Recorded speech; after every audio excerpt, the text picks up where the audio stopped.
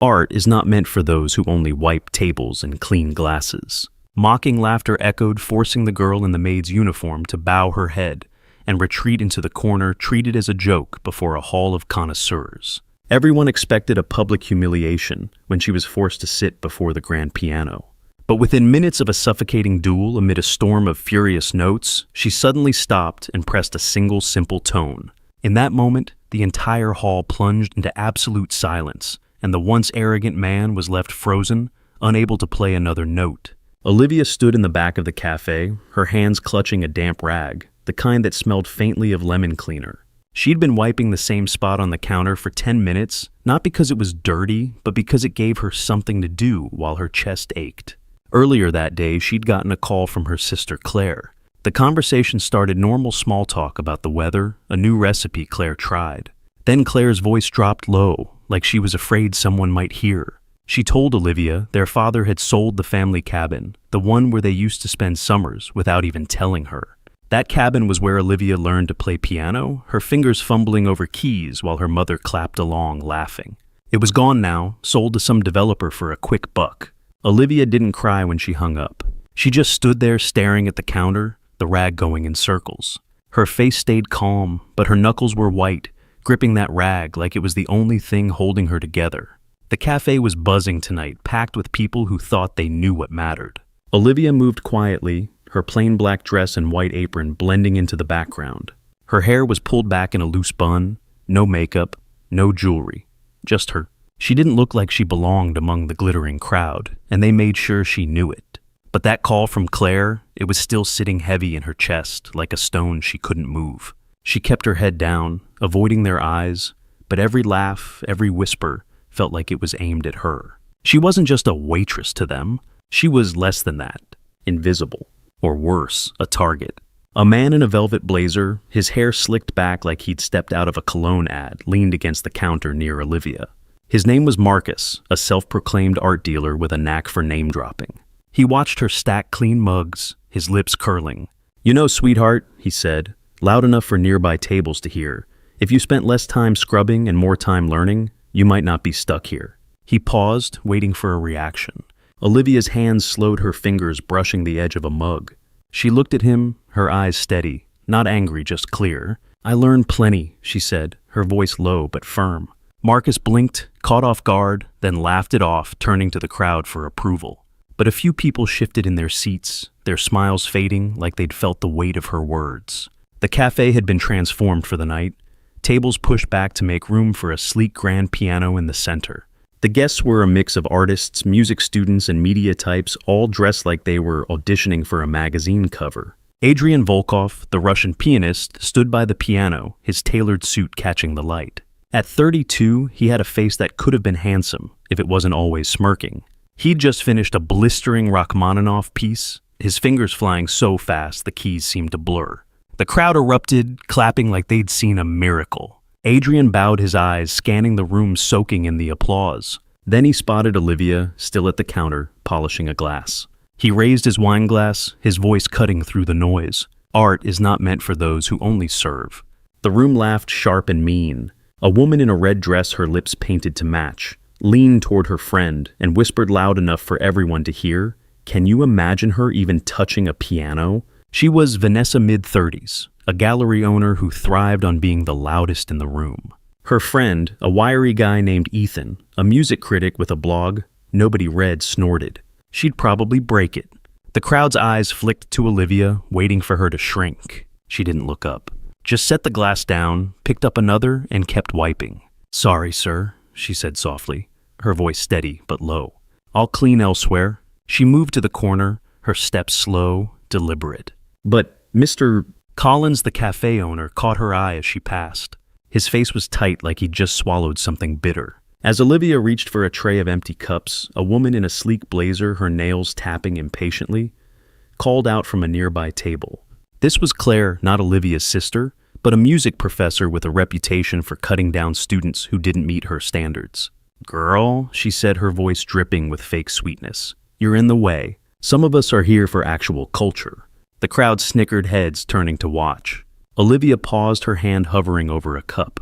She turned slightly, her eyes meeting Claire's for a brief moment. "I'll move," she said, her tone even, but there was a sharpness in the way she set the tray down, like she was placing a period at the end of a sentence. Claire's smile faltered just for a second before she waved her hand dismissively.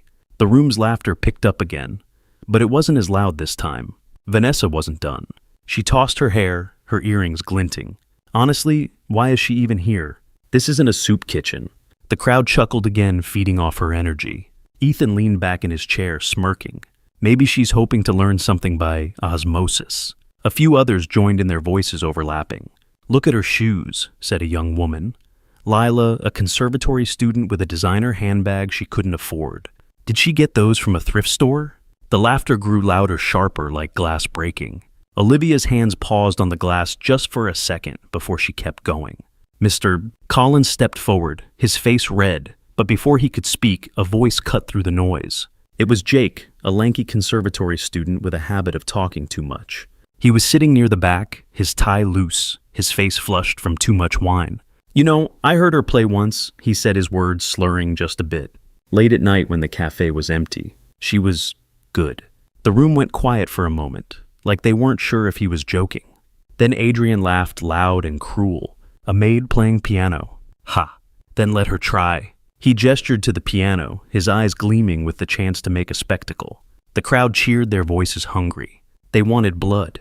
Mr. Collins froze, his hands twitching like he wanted to stop this. He knew something they didn't. Olivia looked at him, her eyes calm but sharp, like she was asking him to trust her. She nodded once. "If that is what you wish," she said, her voice soft but clear. She set the rag down, smoothed her apron, and walked toward the piano. The crowd parted, some snickering, others whispering.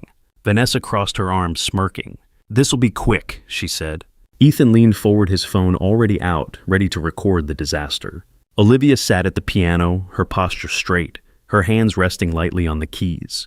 The room felt colder, like everyone was holding their breath, waiting for her to fail. Before she touched the keys, a man in a pinstriped suit, his cufflinks flashing under the lights, leaned toward his date. He was Derek, a music agent who'd built his career on spotting talent and crushing egos. "This is why we don't let just anyone near art," he said, his voice carrying. "She's going to make a fool of herself." His date, a young influencer named Sophia, giggled, her phone already filming. Olivia's fingers brushed the keys, her eyes fixed on the piano, not on them. She didn't respond, but the way she adjusted her posture, the slight tilt of her chin, said she'd heard every word. Derek raised an eyebrow, expecting her to crumble. Instead, she pressed a single note, testing the piano's sound, and the clarity of it made him pause, his glass halfway to his lips. Adrian didn't waste time. He launched into Liszt's Hungarian Rhapsody, his fingers slamming the keys with a speed that made the air hum. The notes were a storm, relentless, designed to overwhelm. The crowd roared, clapping along, their eyes darting to Olivia. She sat still, her hands trembling just slightly, barely noticeable. Vanessa laughed, pointing. "She's already terrified. Look at her." Ethan joined in, his voice sharp. "What's she gonna do? Play Twinkle Twinkle?" The crowd's laughter was a wave crashing over Olivia. She didn't move, didn't flinch. Then, as Adrian's notes thundered, she pressed a single chord, soft but clear. The sound cut through the noise like a knife. The room hushed just for a moment before Adrian played louder, drowning her out. A woman in a sequin dress, her perfume sharp enough to turn heads, leaned over to her table. She was Rachel, a socialite who'd never missed a chance to flaunt her connections. "This is embarrassing," she said, her voice loud enough to carry. "She's making a mockery of the piano." The crowd murmured agreement, their eyes flicking to Olivia, waiting for her to falter. Olivia's hands stayed steady, her fingers brushing the keys like she was greeting an old friend. She didn't look at Rachel, but her next chord was sharper, more deliberate, cutting through the murmurs. Rachel's smile froze, her fingers tightening around her wine glass. The room's energy shifted just slightly, like a breeze before a storm. He tossed his hair, his fingers flying into rapid runs, each note a challenge. He was showing off, making sure every eye was on him. The crowd ate it up, shouting, "That's right, the virtuoso is king." Olivia's hands stayed on the keys, her fingers brushing them lightly like she was feeling the music rather than fighting it. Vanessa leaned toward Lila, her voice dripping with scorn. "She's just sitting there. What a waste of time."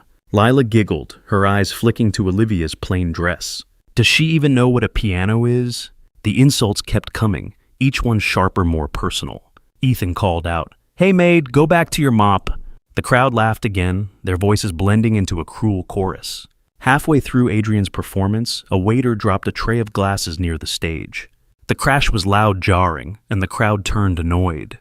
The waiter, a young guy named Tom, flushed red, scrambling to pick up the shards. Vanessa seized the moment, her voice cutting through the noise. "Looks like they hire anyone here," she said, her eyes sliding to Olivia. "No wonder the help thinks they can play." The crowd laughed, but Tom's hands shook as he gathered the glass. Olivia glanced at him, her eyes softening for a moment. She reached into her apron, pulled out a small towel, and handed it to him without a word. Tom mumbled a thank you, his face still red, but her gesture was steady, like she was saying he wasn't alone. The crowd didn't notice, but Mr. Collins did his jaw tight. Olivia's fingers moved. Not fast, not loud, but deliberate. She started playing, weaving a jazz variation that twisted Adrian's melody into something new. It was soft at first, almost hesitant, but it grew, layering notes that felt like a conversation, not a fight. The crowd's laughter faltered. Jake, the student who'd spoken up, leaned forward, his eyes wide. "She's playing against him," he whispered. Adrian's face changed, his smirk gone. He pushed harder, his notes sharper, faster, but Olivia didn't match his speed. She didn't need to. Her music was warm, alive, pulling the room in a direction they didn't expect. A few people started tapping their feet almost without realizing it. Years ago, Olivia sat at a different piano, a small upright in that family cabin. Her mother was there, humming along, her hands kneading dough for dinner. Olivia was maybe 12, her fingers clumsy but eager. "Keep going, Liv," her mother said, her voice soft. "You don't need to be perfect, just let it feel true." That was before the accident, before the hospital, before Olivia stopped playing for anyone but herself. Now in the cafe, her hands moved, like they remembered that moment, like they were reaching for something lost. The crowd didn't know that story, but they felt something shift. Her music wasn't just notes, it was alive. As Olivia's melody grew, a man in a corner booth, his tie loosened and his face flushed from wine, stood up. He was Paul, a local radio host who loved the sound of his own voice. "This is a joke, right?" He called out, his words slurring slightly. "She's turning a masterpiece into elevator music." The crowd tittered, some nodding, but others stayed quiet, their eyes on Olivia. She didn't look at Paul. Instead, her fingers shifted, weaving a bluesy riff that echoed his words, turning his mockery into something mournful, almost beautiful. Paul sat down hard, his face red like he'd been slapped without a touch. The crowd's laughter died out, replaced by a low hum of surprise. Adrian wasn't having it. He escalated, his hands a blur, throwing in double octaves, glissandi trills that screamed for attention. "That's just a circus trick," he growled loud enough for everyone to hear. "Real art is here." The crowd cheered for him, but it was weaker now, less certain. Olivia didn't look at him. Her fingers danced, turning his aggressive runs into something tender, something that made people lean forward. A woman in the back, an older artist with gray hair, started clapping to Olivia's rhythm. Others joined her, their hands moving almost against their will. Adrian's face twisted. Silence, he hissed, but Olivia's music was louder now, not in volume but in presence. A young woman in a glittering shawl, her phone always in hand, whispered to her friend. She was Mia, an aspiring influencer chasing clout with every post. "This is going viral," she said, her voice excited but cruel. The maid who thinks she's a musician, perfect content. She aimed her phone at Olivia, zooming in on her plain apron, her unstyled hair. Olivia's fingers faltered for a split second. The barest pause before she played on her melody, growing richer, deeper, like she was pouring herself into it. Mia's friend nudged her, whispering, "She's actually good." Mia's smile faded, her phone lowering slightly. The crowd was swaying now, caught in Olivia's rhythm, not hers. The room was splitting. Vanessa rolled her eyes, muttering to Ethan, "She's just copying him." "It's pathetic." But Ethan wasn't laughing anymore. He was staring at Olivia, his phone still in his hand, but he had stopped recording. Lila, the conservatory student, shifted in her seat, her handbag forgotten on the floor. "How's she doing that?" she whispered almost to herself. Olivia's hands moved faster now, not to compete but to tell a story. Her jazz melted into blues, then back again, each note pulling the crowd closer. Adrian's playing grew frantic, like he was trying to outrun her. But the more he pushed, the more her music held the room. Mr. A. Collins stood by the counter, his hands clasped tight. He'd seen Olivia play before late at night when the cafe was empty. She'd sit at the piano, her fingers hesitant at first, then stronger like she was finding her way back. He'd never told anyone, not even her, how much it moved him. Now watching her hold her own against Adrian, he felt his throat tighten. He knew why she stopped playing years ago. The accident, the hospital, the way her family fell apart after. He'd given her this job to keep her close, to give her a place to heal. But this was something else.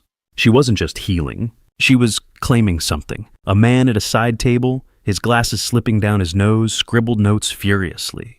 He was Henry, a retired music critic who rarely spoke but never missed a detail. He had come to see Adrian, but now his pen was racing, capturing Olivia's every note. "She's rewriting him," he muttered to himself, his voice barely audible. He looked up, his eyes wide, like he was seeing a ghost. Olivia didn't notice him, but her next phrase seemed to answer his words, her melody shifting into something bold, almost defiant. Henry's pen stopped, his hand shaking. He set it down, his notebook forgotten, and just listened, his face soft with something like awe. Adrian's hands were shaking now, his notes slipping, missing their mark. The crowd wasn't cheering for him anymore. They were watching Olivia, their eyes locked on her hands, her face the way she sat, so still, so sure. Vanessa tried to laugh, but it came out forced. "This is ridiculous," she said, but no one joined her. Ethan put his phone down, his face pale. Lila's hands were clasped in her lap, her eyes wide like she was seeing something she couldn't explain. Olivia's music slowed, her fingers lingering on each note, drawing out a melody that felt like a memory, like something you'd hear in a quiet moment alone. The crowd was hers now, whether they wanted to admit it or not. Then, in the middle of the storm, Olivia stopped. Her hands lifted from the keys, hovering for a moment. The hall went silent, so quiet you could hear the hum of the air conditioning. Adrian's hands froze, his last note hanging in the air unfinished. Every eye was on Olivia.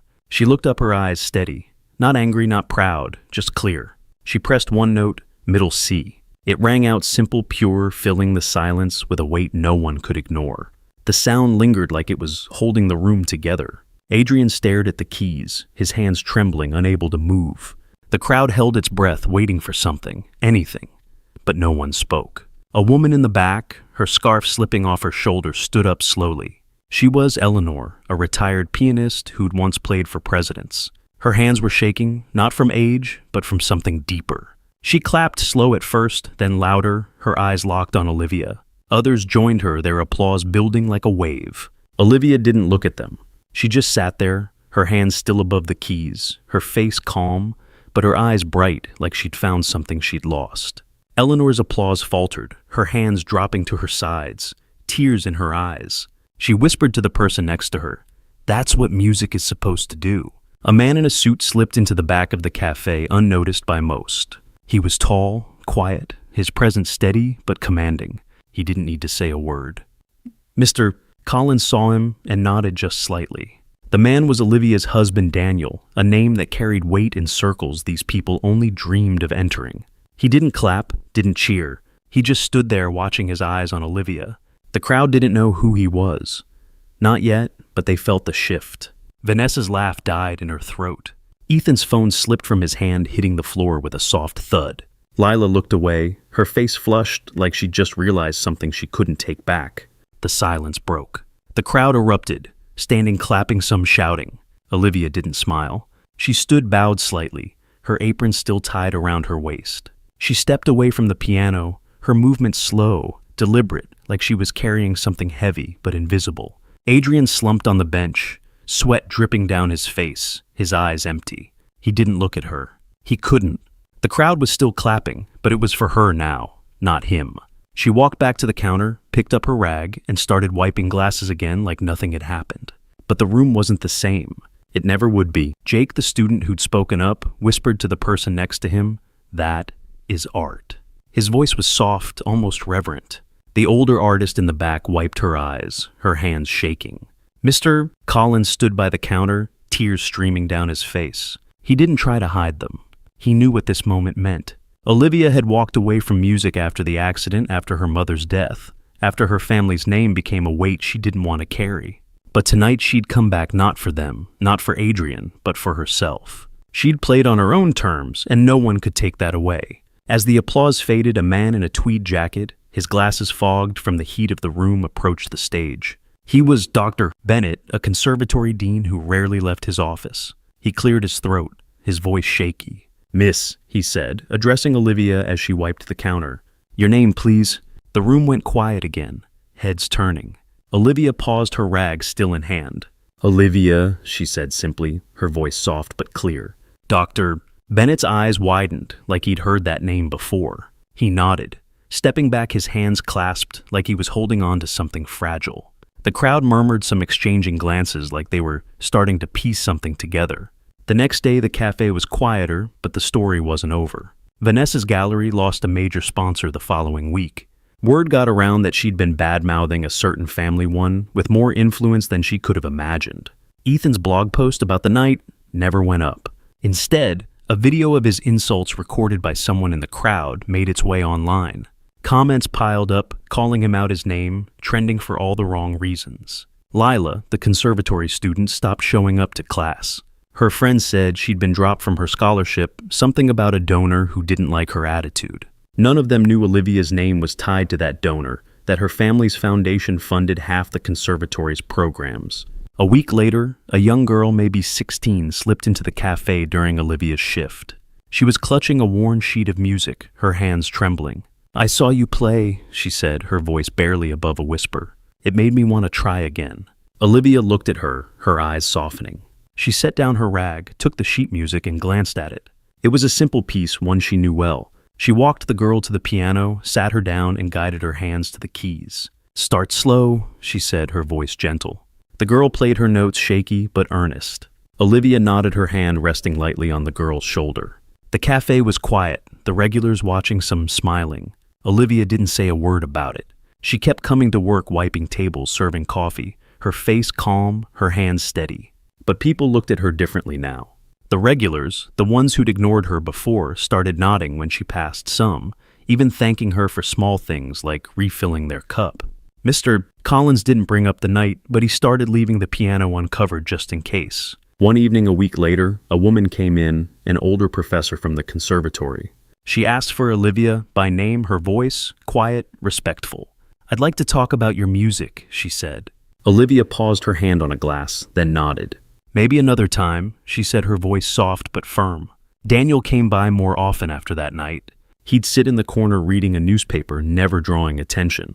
But when he walked in, heads turned. People whispered, trying to place him. Was he someone important? They didn't know, but they felt it. One night, Vanessa came back, her face pale, her usual confidence gone. She approached Olivia, her voice low, stumbling over an apology. "I didn't know," she said, her hands twisting together. Olivia looked at her, her eyes steady. Not cold, but not warm either. "You didn't need to," she said, then turned back to the counter, closing the conversation with the click of a glass. One evening, as Olivia was sweeping the floor, a man in a worn coat slipped a folded note onto the counter. He was George, a street musician, who'd been in the crowd that night. "You changed something in me," the note read. He was gone before she could respond, but she tucked the note into her apron, her fingers lingering on it. Later, she played a few notes on the piano, soft and unhurried, like she was answering him. The cafe was nearly empty, but those who were there stopped to listen, their faces soft. Olivia didn't look at them. She just played, her hands steady, her music saying what words never could. The cafe kept its rhythm, but Olivia was different now. Not louder, not prouder, just present. Her movements, the way she carried a tray, the way she tied her apron, had a kind of quiet power. People noticed. They didn't mock her anymore. They didn't dare. One evening as she was closing up, she paused by the piano. Her fingers brushed the keys, not playing, just touching. Mr.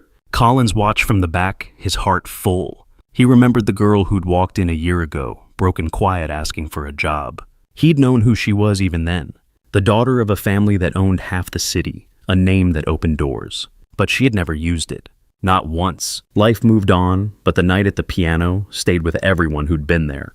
It wasn't about revenge. It wasn't about winning. It was about truth. Olivia didn't need to shout her worth. She didn't need to prove who she was. She'd played one note, and the world had listened.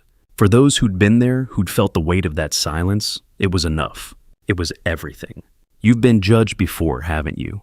Looked down on, made to feel small. You stayed quiet, but you knew your truth.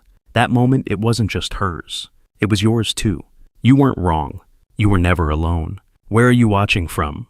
Leave a comment below and hit follow to walk with me through heartbreak, betrayal, and finally healing.